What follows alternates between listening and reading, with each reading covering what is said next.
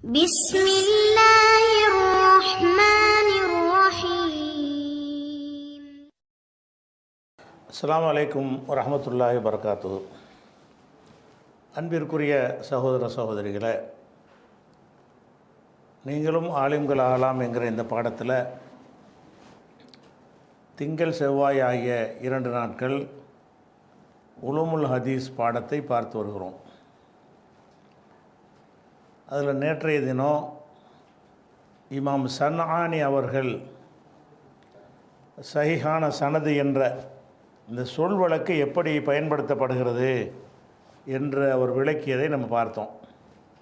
அதே மாதிரி இந்த ஹதீஸுடைய உசூலை பற்றி எழுதப்பட்ட நூல்களில் இமாம் நவவி அவர்கள், அவங்க 600களில் உள்ள 611 மரணித்தவர்.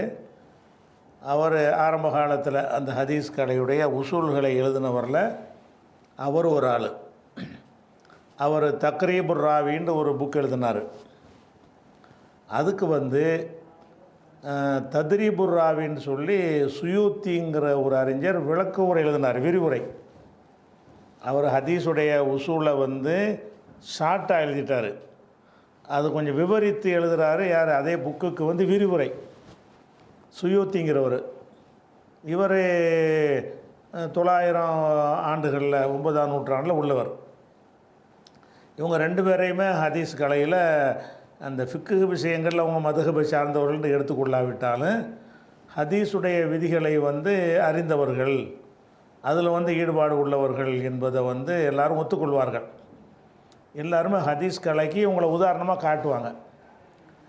அதில் சுயூத்தி அவர்கள் நபவியுடைய நூலுக்கு தத்ரீபுர் ராவின்னு சொல்லி, தத்ரீபுர் ராவி அந்த நூலுக்கு பேர். அதில் இந்த குர்ஆனுக்கு முரண்படுற ஹதீஸுகளை பற்றியும் எப்படி இருந்தால் ஏற்றுக்கொள்ளக்கூடாது என்பதை பற்றி அதில் விளக்குறார். ஹதீஸ் உசூலில் இருக்கான்னு கேட்குறாங்கல்ல, அதுக்காக வேண்டி அவர் என்ன சொல்கிறாருன்னு கேட்டால், இதா கீழே சொல்லப்படும்போது ஹாதா ஹதீஸுன் சஹீஹுன், ஹாதா ஹதீஸுன் சஹீஹுன் என்று சொல்லப்படும் பொழுது, ஒரு ஹதீஸை சொல்லிவிட்டு ஹாதா ஹதீஸுன் சஹீஹுன்னு சொல்லுவாங்க, இது சரியான ஹதீஸ், இது சரியான ஹதீஸ் என்று சொல்லப்படும் பொழுது ஃபஹாதா மஅனாஹு, அதனுடைய அர்த்தம் இதுதான். அதாவது சரியான ஹதீஸ்ன்னு சொல்லுவாங்கள்ல, அதை சொன்னாங்கன்னு சொன்னால் அதுக்கு அர்த்தம் என்னன்னு கேட்டால், அதனுடைய அர்த்தம் இதுதான். என்னன்னு கேட்டால், மற்ற சில சனதுகு மா, இந்த ஐந்து போட்டு சிலர் விளக்குறாரு, மா இத்த சில சனதுகு, எதனுடைய சனது இணைந்திருக்கிறதோ, இத்த சிலன்னா ஒருத்தருக்கு ஒருத்தர் சந்திப்பு தொடர்ச்சி இருக்கணும். இவற்றந்து அவர் அறிவிக்கிறார், அவற்றந்து இவர் அறிவிக்கிறார்னு கேட்டால் அவங்க சமகாலத்தில் வாழ்ந்திருக்கணும், ஒருத்தருக்கு ஒருத்தர் பார்த்துருக்கணும். கேப் இருந்துச்சின்னு வைங்க, சனதில் தொடர்ச்சி இல்லை. சனதில் ஃபஸ்ட்டு என்ன இருக்கணும்?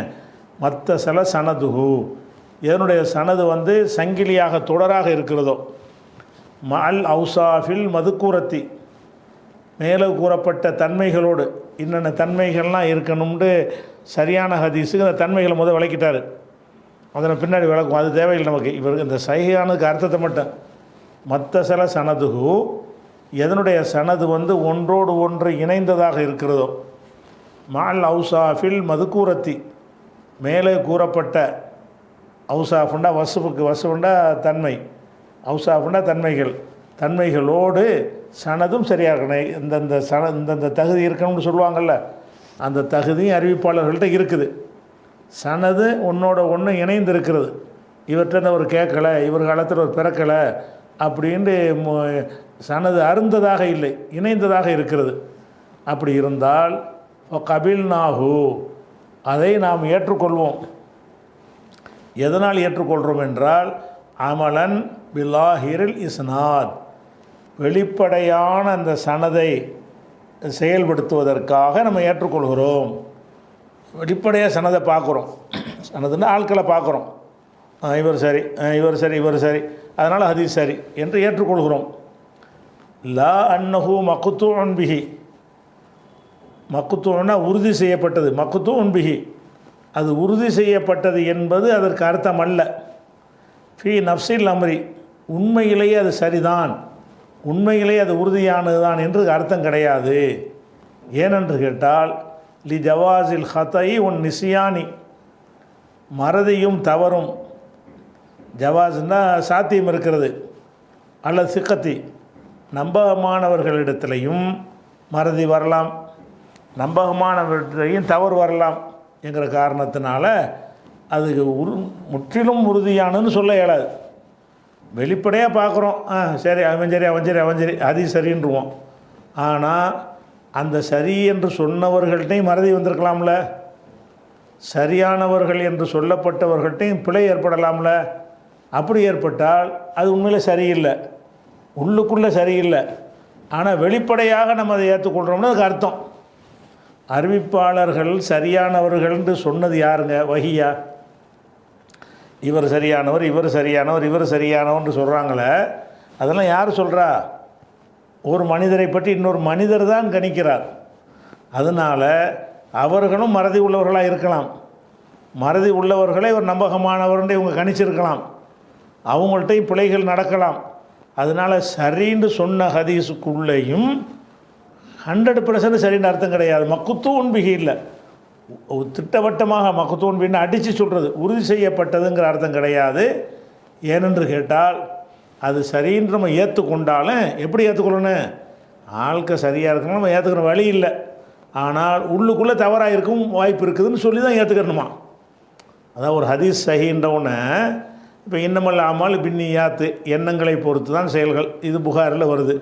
சனதுலாம் சரியாக இருக்குதா, இதுக்கு என்ன மீனிங் கொடுக்கணும்னு கேட்டால், இதில் உள்ள ஆட்கள்லாம் சரியாக தெரிகிறாங்க, சரின்னு சிலர் சான்று வழங்கி இருக்கிறார்கள், அதனால் நாங்கள் சஹின்னு ஏற்றுக்கொள்வோம்.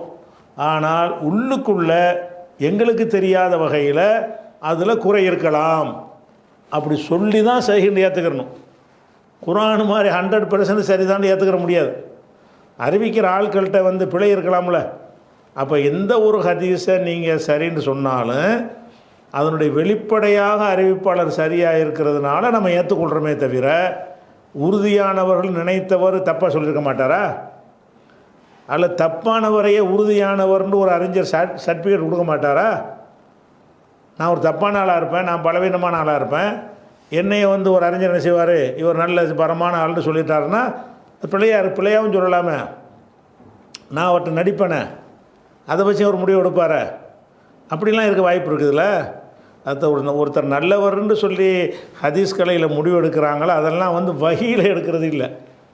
ஒருத்தர் நல்லவர்னு இன்னொருத்தர் தான் சொல்கிறாரு, அந்த இன்னொருத்தர் கணிப்பு தப்பாகவும் கணிக்கலாம். அதனால் ஒரு ஹதீஸு சரி என்றால் அதுக்கு அர்த்தம் என்னன்னு கேட்டால், எங்களுக்கு தெரிந்த வரைக்கும் சரின்னு அர்த்தம். நல்லா விளங்கிட்டீங்களா? எங்களுக்கு தெரிந்த வரைக்கும், வெளிப்படையாக பார்க்குற வரைக்கும் ரசூலுல்லாஹ் சொன்னதாக, அபூ ஹுரைரா சொன்னதாக சொல்கிறாங்க, அவர் நல்ல ஆள் தான். அவர்கிட்டருந்து அவர் சொன்னதாக சொல்கிறாங்க, அவர் நல்ல ஆள் தான்.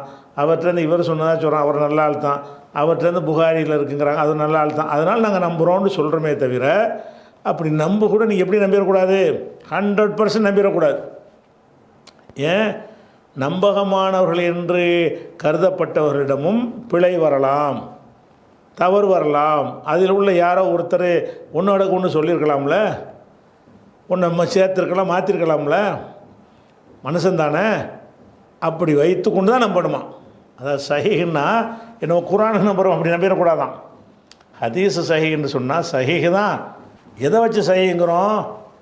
இவர் சொன்னார், இவருக்கு இவர் சொன்னார், இவருக்கு இவர் சொன்னார், இவருக்கு இவர் சொன்னார், இவர்களை பற்றி அறிஞர்கள் நற்சான்று கொடுத்துருக்கிறார்கள், அதனால தான் நல்லதுங்கிறோம்.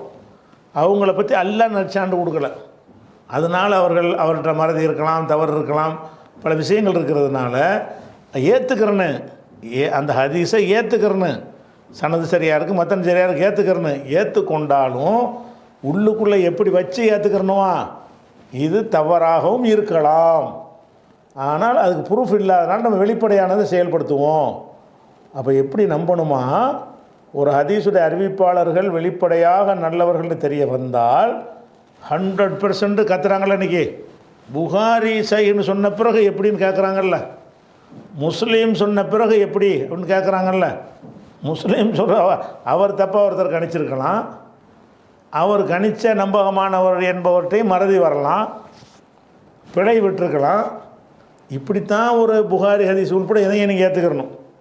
சனது சரின்னு சொன்னால் வெளிப்படையாக சனது சரின்ற அர்த்தம் என்ன?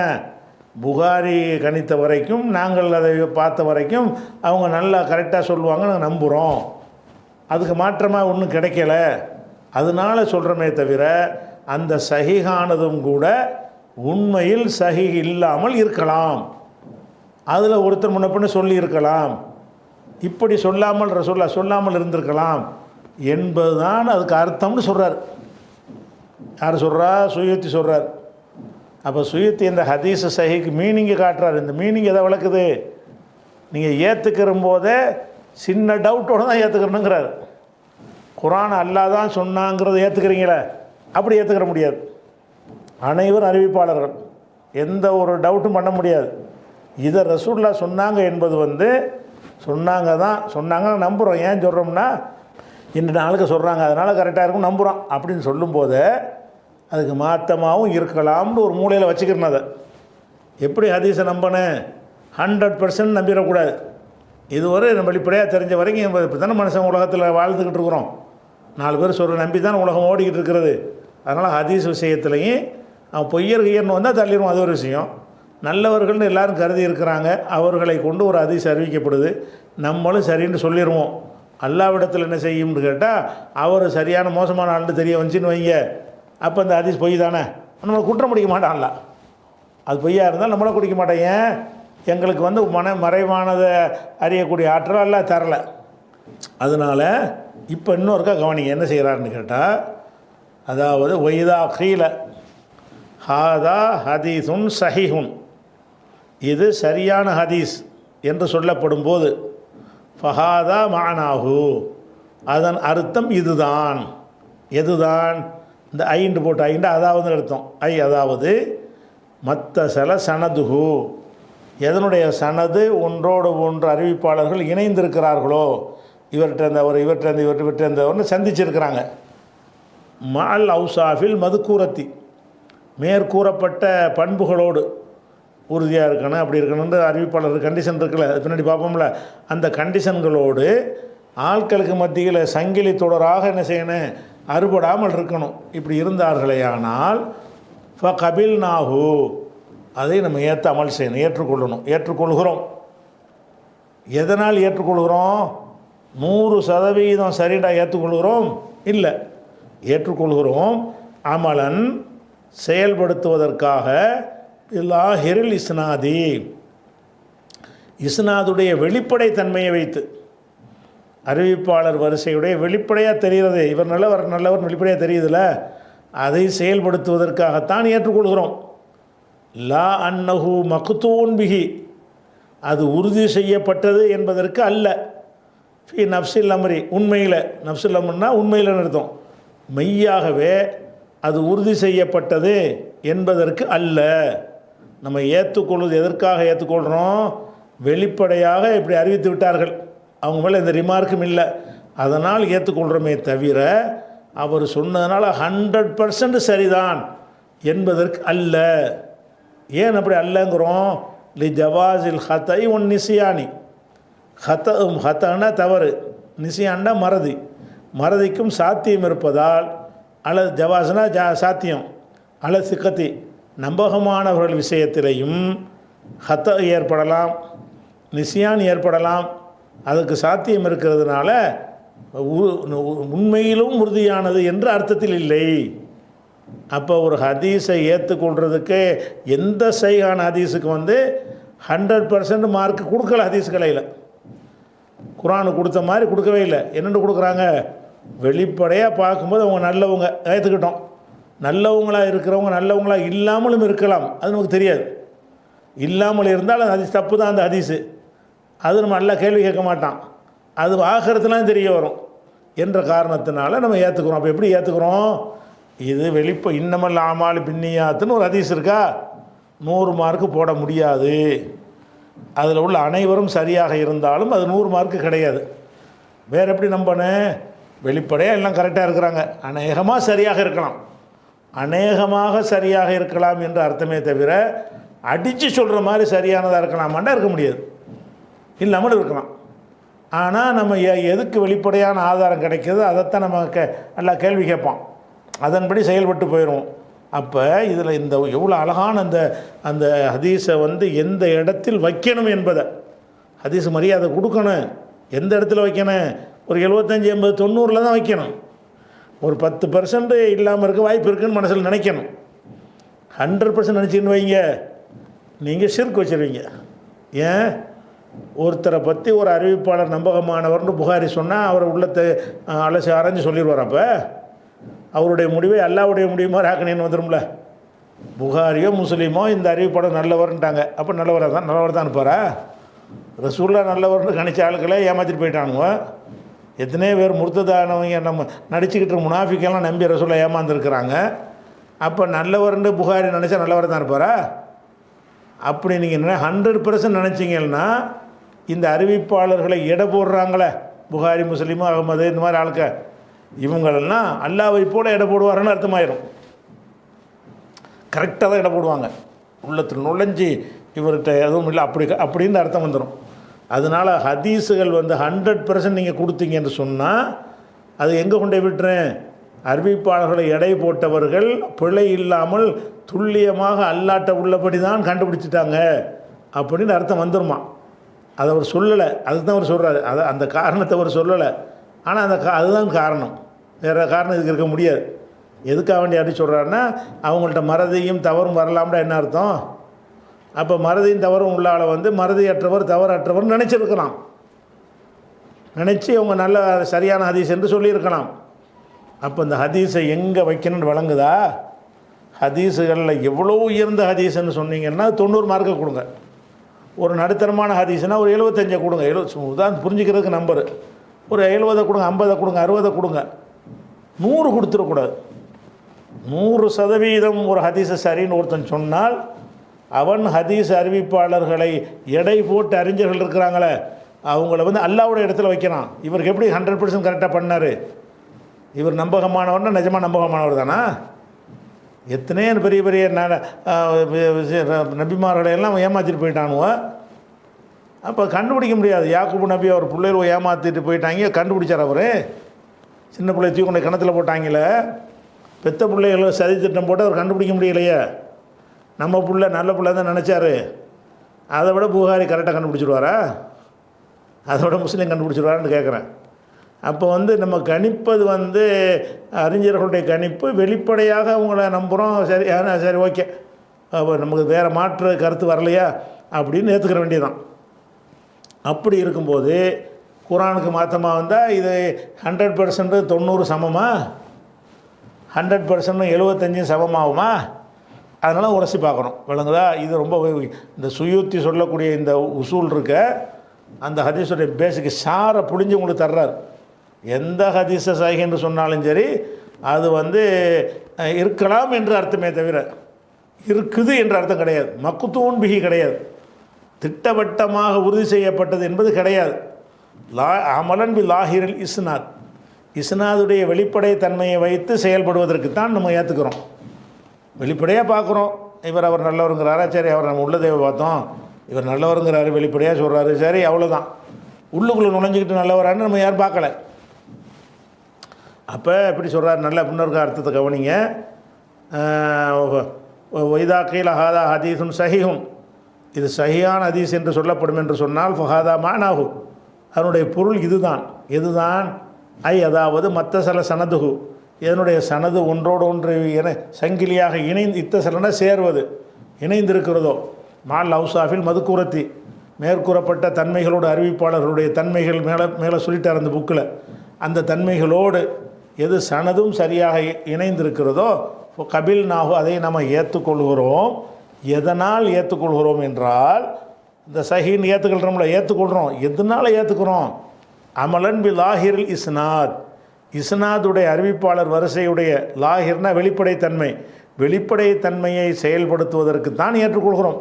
அந்தரங்கத்தை கண்டுபிடித்து ஏற்றுக்கொள்ளவில்லை, வெளிப்படைத்தன்மையை செயல்படுத்தி ஏற்றுக்கொள்கிறோமே தவிர லா அன்னஹு மக்தூன் பிஹி, மக்தூன் பிஹி என்பதற்காக அல்ல. மக்தூன் பிஹின்னா உறுதி செய்யப்பட்டது, உறுதி செய்யப்பட்டது என்பதற்காக அல்ல. ஃபி நஃப்ஸில் அம்ரி, மெய்யாக மெய்யாக என்பதற்கு நப்சில் முன்னு போடுவாங்க. மெய்யாகவே அது உறுதி செய்யப்பட்டது என்ற அர்த்தத்தில் நம்ம அதை ஏற்றுக்கொள்ளவில்லை. காரணம் லி ஜவாசில் ஹத்தை ஒன் நிசியானி அலசிகத்தி, பிழையும் மறதியும் நம்பகமானவர்களுக்கும் சாத்தியம் இருப்பதால் அப்படின்னு முடிச்சிடுறார் அவர். அதுக்கடுத்து இது ஒரு நூல் மிர்ஆத்துல் மஃபாத்திஹி ஷரஹ் மிஸ்காத்துல் மசாபிஹில். இதில் நமக்கு தேவை சுயூத்தி தான் சொல்கிறார். கால சுயூத்தி ஃபி தத்ரீபிர் ராவி, தத்ரீபுர் ராவின்னு இப்போ பார்த்தோம்ல புக்கு, அந்த புக்கில் அதே சுயூத்தி சொல்கிறாரு. எதை பற்றி சொல்கிறாரு? ஃபில் கலாமி அலா இமாராத்தில் ஹதீஸில் மௌலூய், இட்டுக்கட்டப்பட்ட ஹதீஸ்களின் அடையாளங்களை பற்றி பேசும் பொழுது, கலாம்னா பேசும் பொழுது எதை பற்றி பேசுகிறாரு? அலா இமாராத்தில் ஹதீஸில் மௌலூய், மௌலூனா இட்டுக்கட்டப்பட்டது, இட்டுக்கட்டப்பட்ட ஹதீஸின் இமாராத்தின் அடையாளங்களை பேசும் பொழுது சுயூத்தி சொல்கிறார், இட்டுக்கட்டப்பட்ட ஹதீஸ்னா என்ன என்பதற்கு அடையாளம் சொல்கிறார். யார் சொல்கிறது? சுயூத்தி சொல்கிறார். எப்படி சொல்கிறாருன்னா, ஐயக்கூன ஒரு அடையாளம் என்னென்று கேட்டால், ஐயக்கூன அந்த ஹதீஸ் ஆகி இருக்க வேண்டும், முனாஃபியன் முரணாக இருக்க வேண்டும். எதற்கு முரணாக இருக்க வேண்டும்? லி தலாலத்தில் கிதாபில் கத்ஐயத்தி, கத்தானா உறுதி, மக்தூன் முத வந்துச்சுல, கத்தானா உறுதியானது, கத்ஐயத்துனா உறுதி செய்யப்பட்ட, கிதாப்னா குரான். அப்போ உறுதி செய்யப்பட்ட குரானுடைய தலாலத்துனா கருத்து, தல்லண்டா அறிவித்தான், தலாலத்துனா கருத்து, தலாலத்துல் கிதாப்னா குரானுடைய கருத்து. முனாஃபியன் ஐயக்கூன முனாஃபியன், ஒரு ஹதீஸ் இட்டுக்கட்டப்பட்டது எப்படின்னு கண்டுபிடிக்கணும்னு கேட்டால், ஐயக்கூன அது ஆகியிருக்க வேண்டும், முனாஃபியன் முரண்பட்டதாக இருக்க வேண்டும், லி தலாலத்தில் கிதாபி கிதாபுடைய குரானுடைய கருத்துக்கு முரணாக இருக்க வேண்டும், அல் கத்ஐயத்தி உறுதியான, குரான் மட்டும் தானே உறுதியானது, அப்போ 100% உள்ளது, உறுதி செய்யப்பட்ட குரானுடைய கருத்துக்கு முரணாக இருப்பது இட்டுக்கட்டப்பட்டதற்கு ஒரு அடையாளம். அப்போ ஹதீஸில் குரானுக்கு மாற்றமாக இருக்கணும்னு கவனிக்கின்ற வழங்கலை, இட்டுக்கட்டப்பட்டதுக்கு ஒரு அடையாளத்தை லிஸ்ட்டு போடுறாரு சுயூத்தி. அதில் அறிவிப்பாளர்களை பற்றி பேசவே இல்லை. இட்டுக்கட்டப்பட்டதுக்கு முக்கியமான அளவு ஃபஸ்ட் அளவுகள் என்ன? ஐயக்கூன முனாஃபியன், அது முரண்பட்டதாக இருக்க வேண்டும். எதற்கு முரண்பட்டதாக இருக்க வேண்டும்? லி தலாலத்தில் கிதாபில் கத்ஐயத்தி உறுதி செய்யப்பட்ட குரானுடைய, கிதாப்னா குரான் வச்சுக்கோங்க, லி தலாலத்தில் குரானில் கத்ஐயத்தி உறுதி செய்யப்பட்ட குரானுடைய தலாலத்துக்குன்னா கருத்துக்கு, அதுக்கு கருத்துக்கு எதிராக இருப்பது. அப்போ குரானுக்கு மாற்றமாக இருந்தால் அதுக்கு என்ன முடிவு எடுக்கணுமா? இட்டுக்கட்டப்பட்டது முடிவு எடுத்துடணும். இதுக்கு என்ன அர்த்தம்? அப்போ இப்படி யாருமே இல்லைங்க, ஹதீஸ் உசூலில் இல்லைங்கிறீங்க, ஹதீஸ்களை விதியிலே இல்லைங்கிறீங்களே, இவரெல்லாம் யார் விதி அறியாத அறிவினரா இவர்? அதை விளக்குற நூலை எழுதினவர், ஹதீஸ்களை விதியுடைய நூலுக்கு விரிவுரை எழுதினவர். அப்போ என்ன செய்கிறாருன்னு கேட்டால், கத்ஐயான கிதாபுக்கு, கத்ஐயான உறுதி செய்யப்பட்ட குரானுடைய வசனத்துக்கு முனாஃபியாக, அதனுடைய கருத்துக்கு எதிராக இருந்தால் அது மௌலூவு, இட்டுக்கட்டப்பட்டது. ரெண்டாவது அவி சுன்னத்தில் முத்தவாத்திரத்தி, சுன்னத்துனா ஹதீஸ், ஹதீஸை சுன்னத்துன்னு சொல்லுவாங்க, நபி வழி. சுன்னத்துக்கு முரணாக இருக்கணும். எந்த மாதிரி சுன்னத்து? அல் முத்தவாத்திரத்தி, முத்தவாத்திரத்தான சுன்னத்துக்கு மாற்றமாக இருக்க வேண்டும். அதை ஹதீஸுகளில் ஹபர வாஹிதுன்னு ஒன்று இருக்குது, அதைத்தான் நம்ம ஹதீஸுன்னு பொதுவாக சும்மா ஹதீஸ்ன்னு சொல்லிக்கிட்டு இருக்கிறோம். இன்னொரு வகைன்னா முத்தவாத்திர்னு இருக்குது. முத்தவாத்திர் என்று சொன்னால் அதாவது ஒரு பெருங்கூட்டம் அறிவிக்கிறது. எந்த பெருங்கூட்டம்? இவ்வளோ பெரிய கூட்டம் பொய் அறிவிப்பாங்களா என்று கருதுவோமே, அவ்வளோ பெரிய கூட்டம். அதுக்கு தான் முத்தவாத்திற்கு டெஃபினேஷன் கொடுக்குறாங்க. முத்தவாத்திர்னா ஒரு 100 பேர் அறிவிக்கிறாங்க, 100 பேராக போய் சொல்லுவாங்க, ஒரு 5 பேர் 3 பேர் 4 பேர் 10 பேர் சேர்ந்து போய் சொல்லலாம். ஒரு 1000 பேர் அறிவிச்சிட்டாங்கன்னா அது முத்தவாத்திர். ஆனால் 1000 பேர் 100 பேர் அறிவிச்சதுலாம் ஒன்றுமே கிடையாது, வணங்குதா? முத்தவாத்திரான ஹதீஸ் இருக்குதுன்னு சொல்கிறாங்களே தவிர நீங்கள் தேடி முக்கி பார்த்தாலும் முத்தவாத்திர் ஹதீஸ் ஒன்றுமே கிடைக்கல. முத்தவாத்திற்கு இலக்கணம் சொல்லியிருக்கிறாங்க. இலக்கணம் என்னது? ஒரு கூட்டம் ஒரு ஹதீஸை ஒரு கூட்டமே அறிவிக்கணும். எப்படிப்பட்ட கூட்டம்? இவ்வளோ பெரிய கூட்டம் பொய் சொல்லுமா என்று சந்தேகப்பட முடியாத நம்பர், லார்ஜ் நம்பர், அப்படி ஒரு கூட்டம் அறிவித்தால் அதுக்கு பேர் முத்தவாத்திருங்கிறாங்க. அந்த மாதிரி அறிவித்தது ஒன்றுமே கிடையாது. நான் பார்த்த வரைக்கும் முத்தவாத்திரான ஹதீஸ்ன்னு அப்படி ஒன்று சில ஹதீஸில் சொல்கிறாங்க. அது முத்தவாத்திர்னு சொல்ல முடியாது. 10 பேர் 12 பேர் அறிவித்தது பற்றி முத்தவாத்திருங்கிறாங்க. அப்போ முத்தவாத்திற்கு அவங்க சொல்கிற டெஃபனேஷன் படி ஹதீஸே காணப்படலை. ஒரு பேச்சுக்கு வச்சுக்கிறோம், ஒரு 100 பேர் அறிவிக்கிற ஹதீஸுக்கு மாற்றமாக இருக்குது ஒரு ஹதீஸ், அதை நீக்கணுங்கிறாரு, இட்டுக்கட்டப்பட்டதுங்கிறாரு. இப்போ குரானுக்கு மாற்றமாக இருந்தால் அதாவது அந்த இட்டுக்கட்டப்பட்டதுக்கு என்ன இலக்கணம் கொடுக்குறாருன்னு கேட்டால், குரானுக்கு மாற்றமாக இருந்தாலும் இட்டுக்கட்டப்பட்டது, சுன்னத்துக்கு ஹதீஸுக்கு மாற்றமாக இருக்குது. எந்த மாதிரி ஹதீஸு? முத்தவாத்திரான ஹதீஸ். முத்தவாத்திரன்னு சொன்னால் அதாவது அதிகமான நபர்களால் அறிவிக்கப்படுற ஹதீஸுக்கு மாற்றமாக ஒருவர் அறிவிக்கிற ஹதீஸ் இருக்கிறது. அந்த ஹதீஸ் அது இட்டுக்கட்டப்பட்டது தான். அதிகமான முத்தவாத்திரான சுன்னத்துக்கு மாற்றமாக இருந்தால் அது இட்டுக்கட்டப்பட்டதுங்கிறாரு. முத்தவாத்திரான சுன்னத்துக்கு மாற்றமாக இருந்தாலும் இட்டுக்கட்டப்பட்டதுங்கும் போது குரானுக்கு மாற்றமாக இருந்தால் இன்னும் கொஞ்சம் கீழே போய் அவர் சொல்கிறாரு, நீ ஹதீஸ் குரானுக்கு மாற்றமாக இருந்தாலும் ஏற்றுக்கணுங்கிறீங்க, இவர் ஹதீஸுக்கு மாற்றமாக இருந்தாலும் ஹதீஸ் ஏற்றுக்கிறாதேங்கிறாரு. நம்ம என்ன சொல்கிறோம்? குரானுக்கு மாற்றமாக இருந்தால் ஏற்றுக்கிறாதுங்கிறோம். அவர் அதை விட ஒரு இறங்கி அவர் சொல்கிறாருங்கிற, ஏன் அதை நம்ம ஏற்றுக்கிற மாட்டேங்கிறோம்னு கேட்டால், முத்தவாத்திரான ஹதீஸ் இல்லை, இருந்தால் அவர் சொல்ல சரி தான். முத்தவாத்திரான ஹதீஸ் இருந்தால் அதுக்கு மாற்றமான ஹதீஸை ஏற்றுக்கொள்ளக்கூடாது. ஆனால் முத்தவாத்திரான ஹதீஸ் எதுங்கிறதுக்கு அறிஞர் பெரிய சர்ச்சையெல்லாம் பண்ணிக்கின்னு கடைசியில் ஒன்றும் முத்தவாத்திரம் இல்லைங்கிற முடிவுக்கு தான் வர்றாங்க. அப்படி இருந்தால் பேச்சுக்கு ஒரு ஹதீஸை 1000 பேர் அறிவிக்கிறாங்க, 1000 அறிவிப்பாளர்கள், அதில் பொய் இருக்குமா? ஒரு ஹதீஸை ஒரு ஆள் அறிவிக்கிறார், இந்த 1000 பேருக்கு அது மாற்றமாக இருக்குது. இப்போ என்ன அந்த ஹதீஸுடைய நிலைமை? இட்டுக்கட்டப்பட்டது. அப்போ ஹதீஸுக்கு ஹதீஸ் முரண்பட்டாலே இட்டுக்கட்டப்பட்டதுங்கிறார். குரானுக்கு முரண்பட்டாலும் இட்டுக்கட்டப்பட்டதான். ஹதீஸுக்கு ஹதீஸு இதை நம்ம இந்த அவருடைய அந்த கோட்பாடை நம்ம ஏற்றுக்கிறோம். சுன்னத்தை முத்தவாத்திர கிடையாதுங்கிறோம். முத்தவாத்திரான சுன்னத்து இருந்தால் அதுக்கு மாற்றமாக ஒருவர் 2 பேர் அறிவித்தார்கள்னால் எப்படி ஏற்றுக்கிற முடியும்? அது ஓகே. ஆனால் அப்படி ஒன்று கிடையாதுங்கிறதுனால அதை அந்த கருத்தை நம்ம பெண்டிங்கில் வைக்கிறோம். முத்தவாத்திர் கிடைக்கும்போது பார்த்துக்கிறோம்னு. அவில் இஜ்மாயில் கத்தாயி, இஜ்மாவுக்கு உறுதி செய்யப்பட்ட இஜ்மாவுக்கு மாற்றமாக இருக்குது. ஒரு ஹதீஸ் இருக்குது, ஆனால் எல்லோரும் ஏகமானதாக முடிவு செஞ்சுருக்கிறாங்க, அதுக்கு மாற்றமாக. அப்படி இருந்தால் ஹதீஸை தள்ளி இஜ்மா எடுத்துக்கங்கிறார். இது டேஞ்சரானது. இதையே சொல்லியிருக்கிறார் அவர். இதுக்கு இன்னும் குரானுக்கு முரணாக இருந்தால் ஏற்றுக்கிறார் நம்ம சொல்கிறோம், இஜ்மாவுக்கு மாற்றமாக இருந்தால் ஏற்றுக்கிறாதேங்கிறார் இவர் சொல்கிறார். அப்போ இவர் என்ன பேர் கொடுப்பீங்க? குரானுக்கு மாற்றமாக இருக்கிறத ஏற்றுக்கிறவங்க பயங்கர குதிக்கிறீங்களப்பா. குரானுக்கு மாற்றமாக இருந்தால் ஏற்றுக்கிறாத, இஜ்மாவுக்கு மாற்றமாக இருந்தாலும் ஏற்றுக்கிறாத. எல்லா மக்களும் சேர்ந்து ஒரு முடிவு எடுத்துட்டாங்கன்னா ஹதீஸ் அதுக்கு மாற்றமாக வந்தால் ஹதீஸை தூக்கி தூர போடுங்கிறார். இதை நான் ஏற்றுக்கிறல. யார் ஏற்றுக்கிற மாட்டோம்? ஹதீஸ்களை உசூலில் தான் இருக்குது.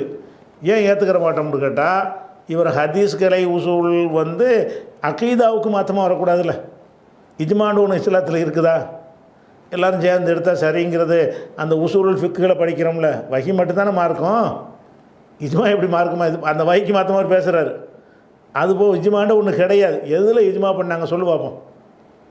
சஹாபாக்களோ தாபியன்களோ சேர்ந்து குரான் ஹதீஸில் இல்லாத எந்த ஒரு விஷயத்திலாவது ஏகமானதான கருத்துக்கு வந்திருக்கிறாங்களா? சாத்தியமா உலகத்தில்? இஜ்மா இருக்குன்னு எவனா சொன்னால் பொய்யங்கிறாரு ஷாஃபி இமாம். இஜ்மாங்க அஹ்மது இப்னு ஹம்பல் சொல்கிறாரு, இஜ்மாங்கிற ஏகமானதான முடிவுன்னு இருக்குன்னு சொன்னால் பொய்யன். எப்படி இருக்காதுங்கிறாரு. சாத்தியமே இல்லை. ஒவ்வொரு மனிதனுடைய சிந்தனையும் வெவ்வேறு விதமாக இருக்கும் பொழுது குரானில் உள்ளபடி 5 வேளை தொழுகண்டு இஜ்மா இருக்கலாம். அது என்ன இஜ்மா? குரானில் இருக்குது, ஹதீஸில் இருக்குதுல்ல. ஹதீஸில் இருக்கிறதுல இஜ்மா வரலாம், குரானில் இருக்கிறதுல இஜ்மா தான் வரும். குரானில் இல்லாமல் ஹதீஸில் இல்லாத ஒரு விஷயத்தில் இஜ்மா வருமானா வராது. ஆனால் அவர் என்ன சொல்கிறாருன்னா, உறுதியான இஜ்மாங்கிறார். உறுதியான இஜ்மான்னு ஒன்று கிடையாது.